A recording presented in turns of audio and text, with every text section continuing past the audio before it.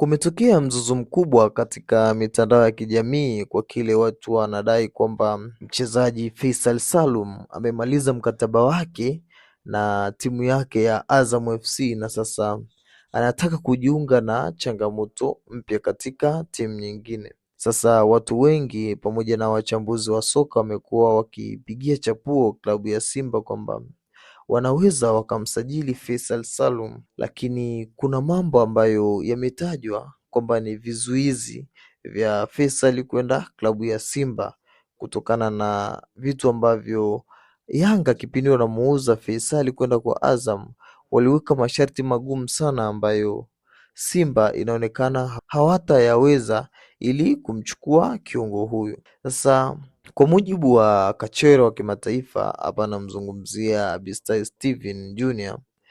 Huyu ni mchambuzi wa soka kutoka pale EFM pamoja na Azam TV, amesema kwamba Yanga wameweka ngumu sana dili la Faisal kwenda Simba, na kama itawezekana kwenda basi ni busara za Yanga ambazo watazifanya ili wamwachie Faisal aende bure pasipo kulipa hela zote ambazo wanazitaka. Sasa nataka nikusikilizishe kidogo hapa, umsikilize Abisai Steven Junior kile ambacho anakisema kuhusiana na dili la Faisal pamoja na Yanga. Bana, mambo vipi? Nataka nikupe stori za kikachero kuhusiana na stori ya Faisal Salum Abdallah. Ishu yake ya kwenda Simba ikoje? Wote tunakumbuka alisaini kandarasi ya miaka 2 kuitumikia Azam akitokea Yanga. Mkataba ambao umemalizika msimu huu 2025-26. Azam wamemuongezea Faisal mkataba mpaka 2026-27. Ugumu wa kwanza wa kwa nini Faisal kwenda Simba msimu huu 26-27 ni ngumu, ni kwa sababu Azam FC makubaliano yake na Yanga yako pale pale, kwamba Faisal akiuzwa na Azam kwenda Simba, Yanga watahitaji bilioni 1. Hayo makubaliano bado yapo, hata kama mkataba ule uliisha, wamerefusha huu. Huo ni ugumu wa kwanza.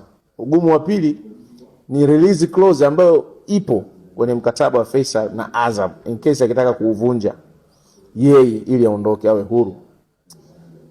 Release clause ya msimu ule, ya msimu uliopita, dola za Kimarekani 500,000 sawa na bilioni 1 na milioni 300 za Kitanzania kwa rate ya dola ya sasa.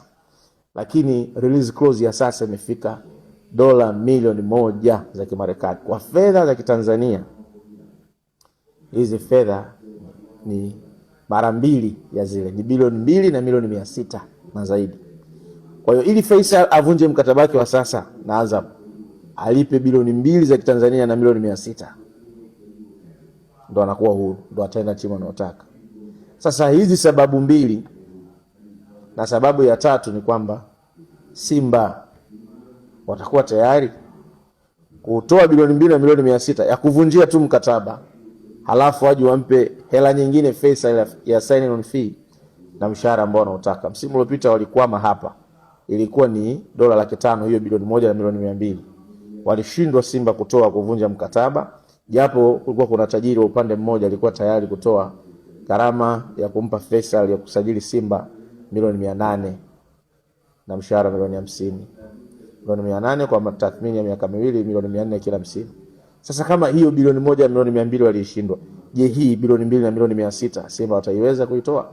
Kwa hiyo hizi sababu 3 niko hapa kukuambia kwamba story za Faisal kwenda Simba msimu huu ni labda Azam wenyewe tu waamue kutotaka matakwa ya kimkataba, kumwacha aende na wao wailipe Yanga bilioni 1, lakini ni ngumu. Faisal iko Azam.